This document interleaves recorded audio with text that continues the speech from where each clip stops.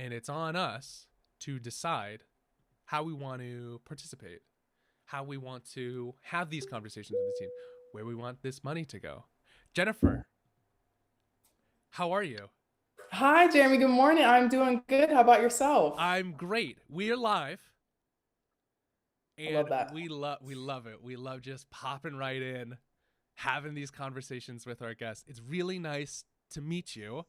The website Girls Basketball Worldwide is incredible. I've been in this space before. I cannot wait to talk with you about it.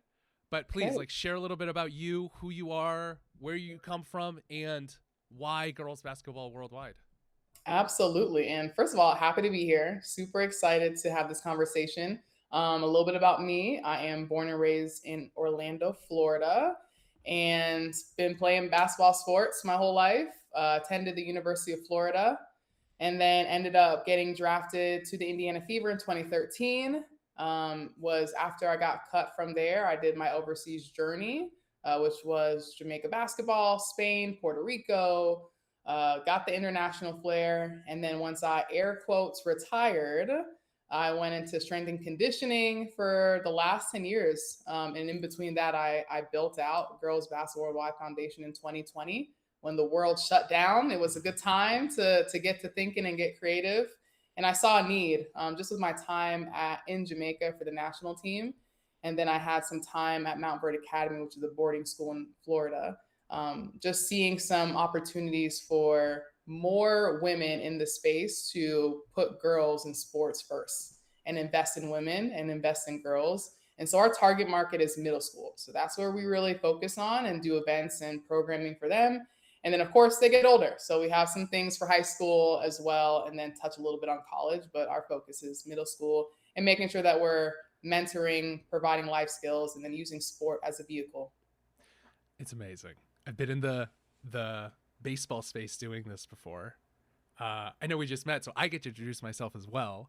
I Yeah. used to play professional baseball at the New York Mets, qualified for the Olympics. And when I got done playing professional baseball, I got injured, got released, and I realized at the time minor league baseball players didn't have housing, food, or equipment paid for by the teams. There was no union. And so the me as an athlete being in these locker rooms, having these conversations, realized there was a need. And what we did was we built the Minor League Baseball Players Association, which is the largest union now in professional sports. You saw the same thing. You were in locker rooms. You have been this girl that you are building this organization for. How have you taken your career and what you learned throughout your career or what you learned as an athlete to apply that to the success that you're having with your organization? Well, I think, as you know, being an athlete, we get put in certain situations and we have to grow. We have to be able to work with others and we have to grind.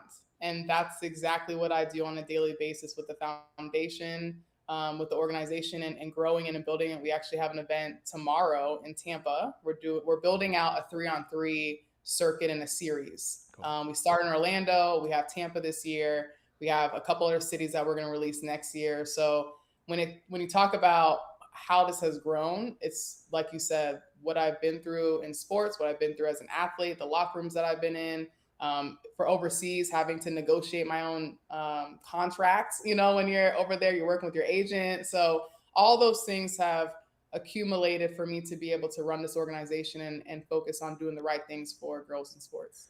Where have you seen the biggest pushback in you building this, right? Everyone says education for young people is great, and using sport for education or opportunities or to keep them in school or to do all of these things is an amazing thing.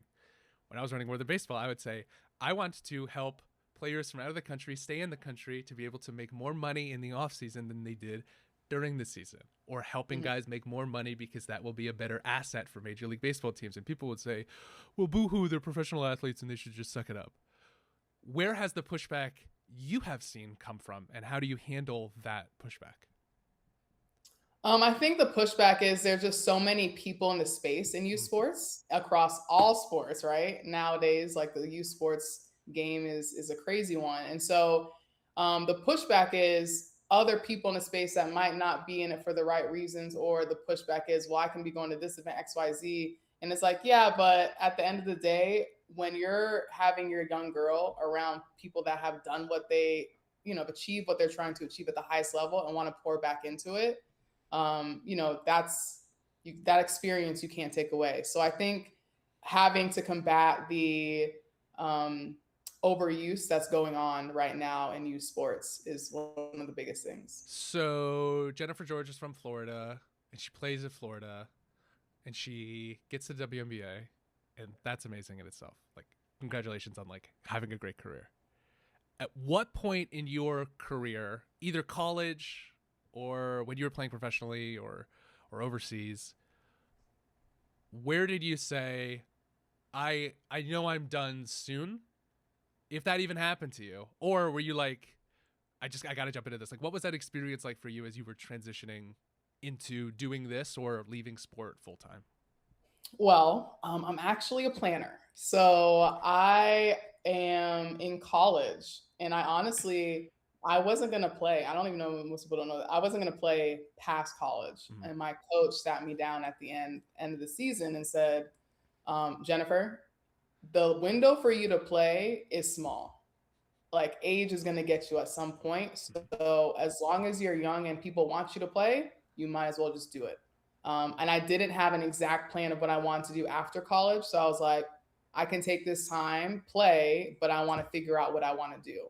So me playing the extent that I did, I was consistently coming back when I was overseas. I'd come back to the States. I would shadow people. I would be, find mentors. I would try to figure out what's next. So as I was playing, I was already focused on what am I going to do after sport, because I knew it was coming.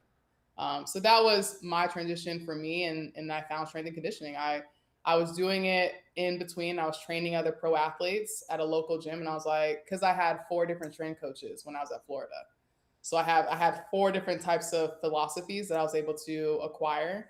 And so I was like, man, this is easy for me to come up with workouts.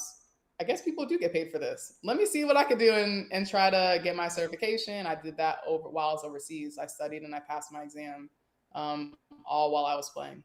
That's amazing.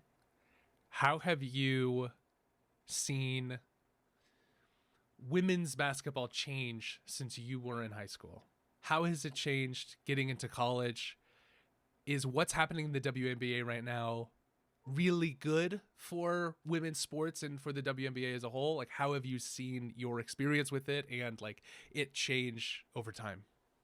Well, Jeremy, back in my day, in high school, yeah, like there wasn't social media. I think we had MySpace.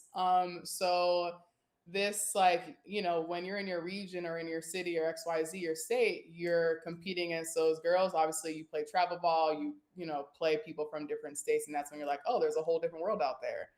Nowadays, you just have to go online, and then people are doing so many different showcases. People from Florida are traveling to California to do an evaluator. Like the game has completely changed when it comes to exposure and how to get recruited. For me, I mean, I think I averaged like 13 points and I got to University of Florida. I don't think that would happen now. Like if I'm averaging 13 in high school, like, I might end up in a mid-major. So I think nowadays girls have to stand out differently. And because of the transfer portal, you're competing not only against the best person in your state, the best person in I'm in Florida, so South, like anywhere in the South, but now competing against someone that's been in college or someone that played in junior college, someone that has transferred from a mid-major. Like you're competing against so many more people for one scholarship. And I think that's where it changes a lot from when we were coming up, where it was like, oh, I'm just competing against the next person in Florida. Like, where are we going? In building girls basketball worldwide,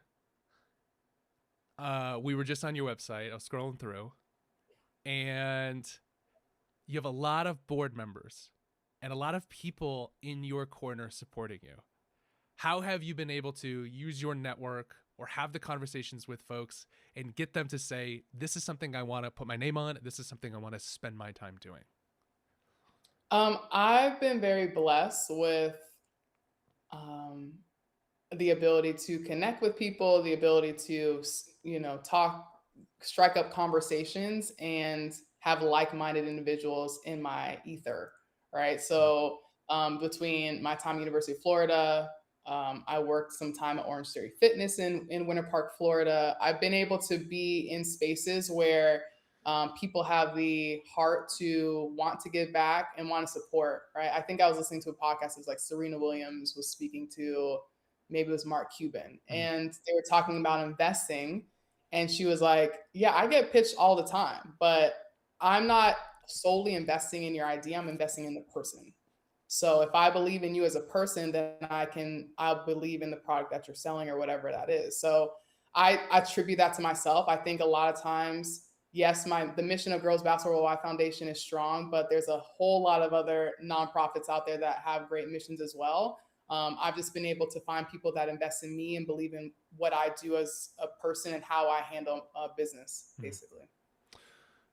On your website also, you have sponsors. And that's amazing because that's how we keep the lights on at nonprofits. We keep it on with sponsors and programming and donors. And we love all of them. Thank you for donating to Girls Basketball Worldwide, all of our fans out there and who we're going to see in the newsletter. We will post everything today. Having conversations with sponsors. What has been the most like rewarding partnership that you've had, and how did you get that initial introduction to that organization that sponsored you? It's all relationship based, right? So I would have to shout out Corbin Construction. They've been with us since day one. And I met the owners when I trained them back in 2016. And I trained the mom, then I trained the daughter. And it was just that relationship base. And they have been with us throughout the 6 years entirety in their construction company. But they had a daughter who was in sports. So they believe in what we're building between the scholarships and the programming that we have. So relationship was how it started. And realistically, most of the relationships that we have, or the sponsors that we have, stem from a relationship base. Even Orlando Magic, I believe there was a event in New York, and myself and my mother, who's my project manager, and a board member went up there. They met the community outreach lead for Orlando Magic in New York, and now we're partnered with them. And so that kind of stuff is like, we had to travel all the way to New York to get a partnership with the Orlando Magic, but it worked. And so now they're one of our partners as well. How was working with your mother been? Great. I mean, you're looking at me, you're talking to me because of her, right? Yeah, like right. She is someone that I've looked up to, and I get my passion, my grind. I'm half Jamaican because of her. I've seen her do so much. And that's part of the reason why I pushed so hard to be successful, because as I had immigrant parents, like they sacrificed so much and they pushed hard. It's not as easy back in the days that when they were coming up in the States. And I want to be successful because of what they did for me.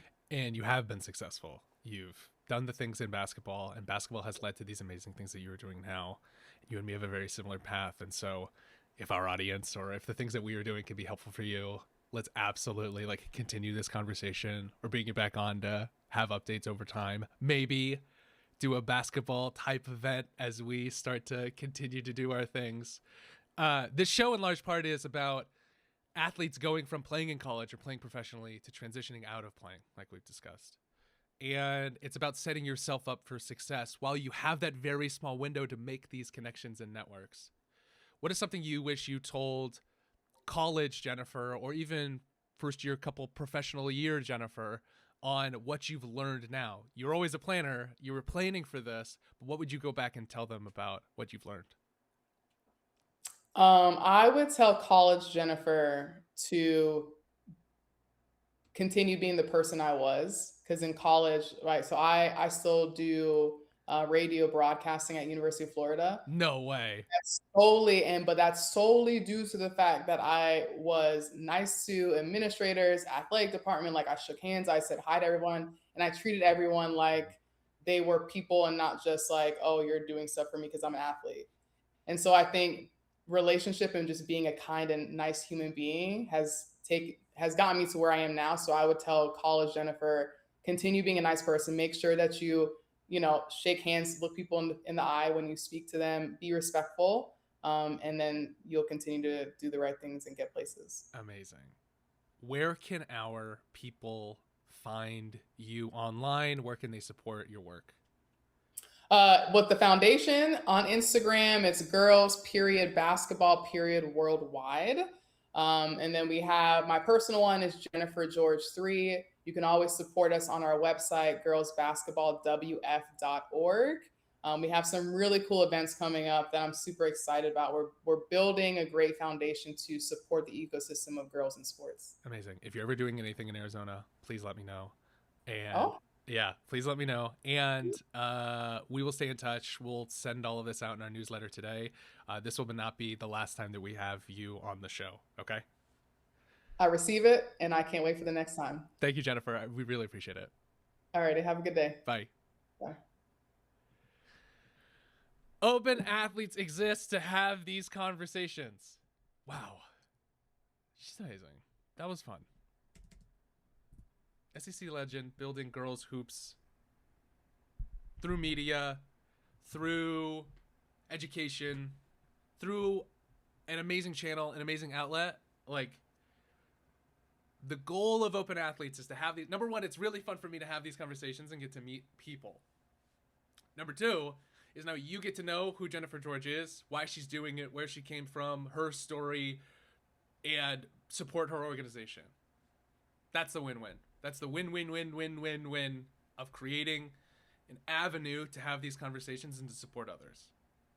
Because we want Jennifer George to be successful, because if she's successful, then the girls and the people and the communities that she is working with is going to be successful too. That's the benefit that we have. The show's presented by, her show doesn't sponsor, but Girls Basketball Worldwide. Go support.